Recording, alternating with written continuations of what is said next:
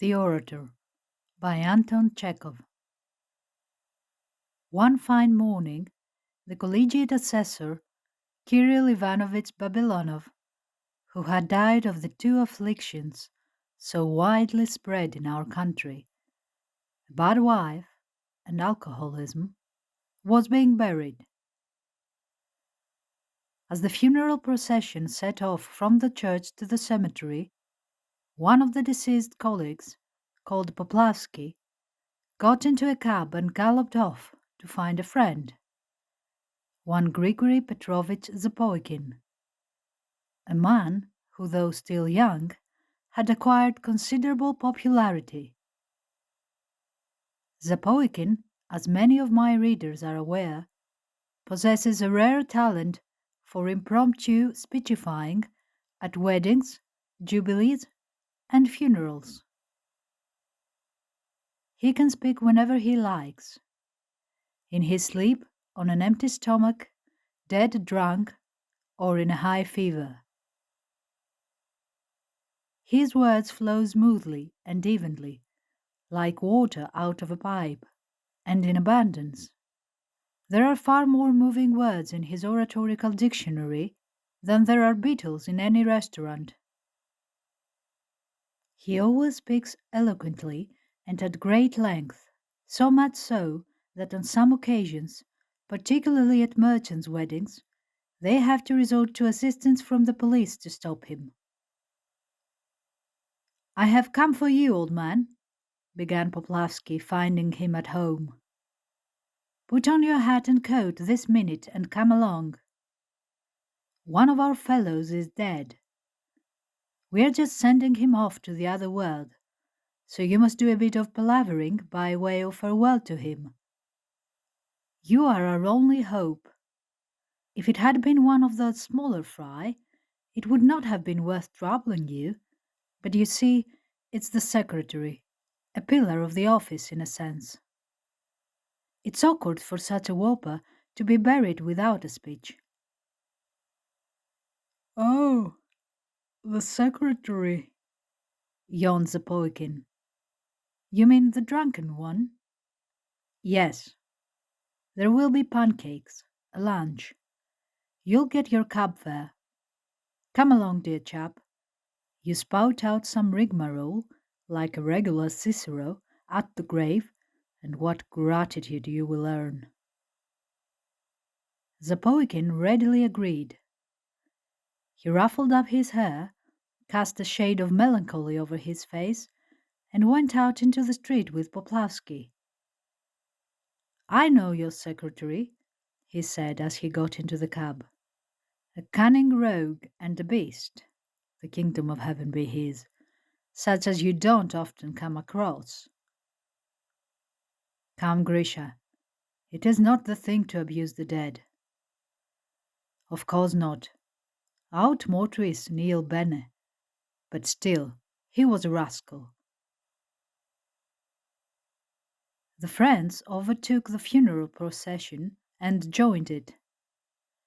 The coffin was borne along slowly, so that before they reached the cemetery, they were able 3 times to drop into a tavern and imbibe a little to the health of the departed. In the cemetery came the service by the graveside. The mother-in-law, the wife, and the sister-in-law, in obedience to custom, shed many tears. When the coffin was being lowered into the grave, the wife even shrieked, "Let me go with him!" but did not follow her husband into the grave, probably recollecting her pension. Waiting till everything was quiet again, Zapoikin stepped forward, turned his eyes on all present, and began. "Can I believe in my eyes and ears? Is it not a terrible dream, this grave? These tear-stained faces, these moans and lamentations. Alas, it is not a dream, and our eyes do not deceive us.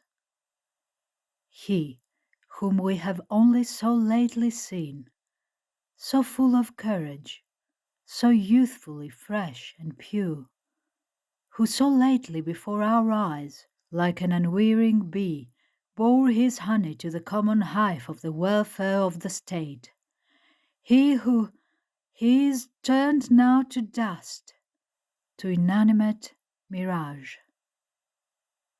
Inexorable death has laid his bony hand upon him, at the time when, in spite of his bowed age, he was still full of the bloom of strength and radiant hopes.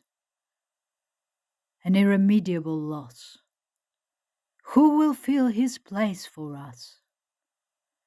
Good government servants we have many, but Prokofy Osipych was unique. To the depths of his soul, he was devoted to his honest duty. He did not spare his strength, but worked late at night, and was disinterested, impervious to bribes. How he despised those who, to the detriment of the public interest, sought to corrupt him, who, by the seductive goods of this life, strove to draw him to betray his duty. Yes, before our eyes, Prokofy Osipych would divide his small salary between his poorer colleagues, and you have just heard yourselves the lamentations of the widows and orphans who lived upon his alms. Devoted to good works and his official duty, he gave up the joys of this life and even renounced the happiness of domestic existence. As you are aware, to the end of his days he was a bachelor. And who will replace him as a comrade? I can see now the kindly shaven face turned to us with a gentle smile. I can hear now his soft, friendly voice. Peace to thine ashes, Prokofy Osipych. Rest, honest, noble toiler. Zapoikin continued while his listeners began whispering together. His speech pleased everyone and drew some tears, but a good many things in it seemed strange. In the first place, they could not make out why the orator called the deceased Prokofy Osipych when his name was Kirill Ivanovitch. In the second, everyone knew that the deceased had spent his whole life quarreling with his lawful wife, and so consequently could not be called a bachelor. In the third, he had a thick red beard, and had never been known to shave, and so no one could understand why the orator spoke of his shaven face. The listeners were perplexed. They glanced at each other and shrugged their shoulders. Prokofy Osipych, continued the orator, looking with an air of inspiration into the grave, your face was plain, even hideous. You were morose and austere. But we all know that under that outer husk there beat an honest, friendly heart. Soon the listeners began to observe something strange in the orator himself. He gazed at one point, shifted about uneasily, and began to shrug his shoulders too. All at once he ceased speaking, and gaping with astonishment, turned to Poplavsky. I say, he's alive, he said, staring with horror. Who's alive?